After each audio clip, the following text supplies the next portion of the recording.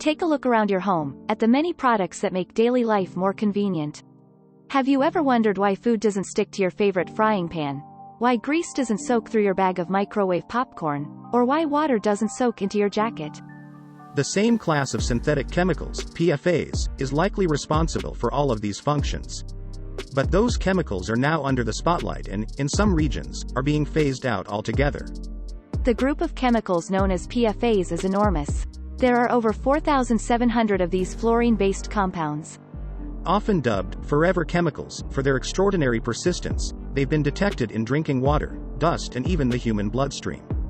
You almost certainly have PFAS in your home and in your body. As depicted in the 2019 film Dark Waters, health problems can be especially severe in areas of land where PFAS are disposed of or heavily used. These chemicals, found in a dizzying array of products, from food packaging to cosmetics and furniture, have been linked to health problems including liver damage, kidney cancer, and birth defects. Consumer pressure alone, however, hasn't been enough to drive major movement away from PFAS. After all, deciphering labels and the names of chemical compounds is nearly impossible for the average person, notes Jonatan Kleimark, a senior chemicals and business advisor for ChemSec, a Swedish non-profit organization advocating for safer use of chemicals. If you're a regular consumer, it's a very complex subject, and it's something that's usually not communicated around, Dr. Kleimark says. Not everyone has the time and motivation to write to manufacturers to ask if their products contain PFAS, which is what some government agencies advise. More technology of business. Even some manufacturers may not realize that they're using PFAS in their products. If you really want change, then you need regulation, because that's what companies will actually act upon, Dr. Kleimark comments. Even the thought of having a PFAS restriction makes companies understand that this is something that they have to really work with, to find alternatives. Those restrictions are limited so far. In July, the U.S. state of Maine became the world's first jurisdiction to ban the sales of PFAS-containing products, effective from 2030. The exception is where use of PFAS is deemed unavoidable, which might apply to certain medical products. EU countries have restricted certain types and uses of PFAS. But environmental campaigners and certain European governments are calling for PFAS to be regulated as a group. They also want manufacturers to supply more information about what alternatives they're using. Taking a piecemeal approach is too slow and allows for too many harmful substitutions, they argue.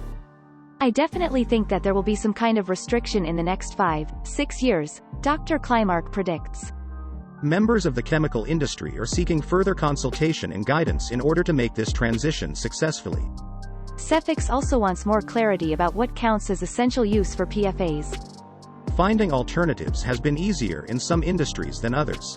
The textile industry has been in the forefront of finding alternatives, Dr. Kleimark says. Yet some companies have been swapping out PFAS-containing materials for others that are better for human health but still harmful to the planet, such as plastic-based clothing. One innovator is OrganoClick, a Swedish company aiming for more sustainable use of chemicals. Their product OrganoTex is an alternative to PTFE, a type of PFAS commonly used in water-repellent clothing.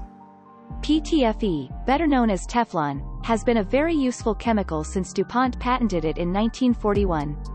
PTFE is hydrophobic, so it repels water from fabric. It's also used in non-stick coatings because it can handle relatively high heat and has low friction. PTFE is so handy that NASA began applying it to spacesuits and heat shields in the 1960s. However, Martin Hellberg, the president and CEO of OrganoClick, argues that we don't actually need this jack-of-all-trades chemical for specific uses like helping jackets withstand rain. Unlike astronauts, who might need their materials to resist water, oil and other substances, most consumers would generally just be outdoors. You will not have oil rain, as Mr. Hellberg puts it. OrganoTex mimics the properties of lotus leaves, which are naturally water repellent. If you've ever seen droplets glide off the surface off a lily pad or a cicada's wing, you'll have seen this hydrophobicity in action. We use naturally occurring water-repellent molecules that easily biodegrade, Mr. Hellberg says, instead of synthetic chemicals that stick around forever. The OrganoTex line includes sprays, waxes and detergents that keep textiles water repellent through 5 to 10 washes, or 20 washes, according to Mr. Hellberg. PTFE is also found in non-stick cookware. According to the Ecology Center, A U.S. environmental nonprofit, a pan labeled PTFE-free probably won't contain PFAS. Yet, many products claiming to be both green and non-stick may be neither. Cast iron, stainless steel and ceramic non-stick pans may be more expensive than some coated pans, but they're likely to last longer, as well as being safer. Part of the problem has been that the consumer needs to understand that they don't get exactly the same product. It's a different technology, and maybe you need to treat this frying pan in a slightly different way than the regular Teflon pan that you used to have, Dr. Klimark says. This might involve learning a different method for cleaning, or seasoning a pan. Even if it doesn't have to be that much harder or that much more work, but it's still challenging to get the consumers to buy in. We'll also have to learn how to handle alternatives to many other PFAS containing items, such as firefighting foams. Non-PFAS products perform differently to PFAS containing aqueous film-forming foam when fighting gas and oil fires, but non-PFAS foams are already used around the world. Sherry Franjovic is the program manager for Greenscreen, which certifies products as free of PFAS and other chemicals. In countries where PFAS-free products are allowed, for use at airports, for example, the products are being purchased and users are satisfied with the performance, e.g. London Heathrow, Ms. Franjovic says. We understand that while PFAS-free products perform differently than PFAS-containing products, they are capable of meeting the performance needs in most, if not all, situations. From firefighting foams to outdoor clothing, because PFAS varieties are used in so many ways, a plethora of alternatives will be needed to replace them, Dr. Klimark says. We need a lot of research for all the different uses.